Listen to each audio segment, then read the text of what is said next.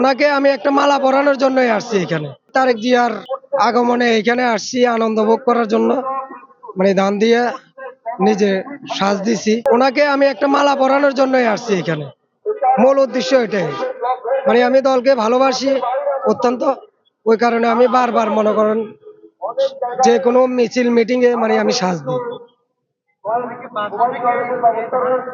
না, আমি চটতলা থেকে নামার পরে মনে করেন কার্টন থেকে বাইর করে এরপরে এয়ারপোর্ট স্টেশনে মনে করেন ওটা সাজ দিছি আর কি।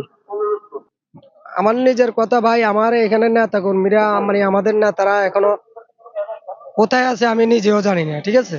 তো ওনাদের সাক্ষাৎ পাইলে হয়তো মনে করেন ওনাদের সাথে রাত্রে আমি রাত কাটামো। কালকে সকালে উনি তারেক জিয়া আসার পরে আবার মনে করেন মাঠে উপস্থিত হব। আনন্দ লাগতেছে। 18 বছর পরে উনি, 17 বছর শেষ, 18 বছরে পড়ছে উনি আসতেছে। ওই জন্য তো এত দূর থেকে, দূর দূরান্ত থেকে আসা এবং কি মনে করেন আনন্দ ভোগ করার জন্য।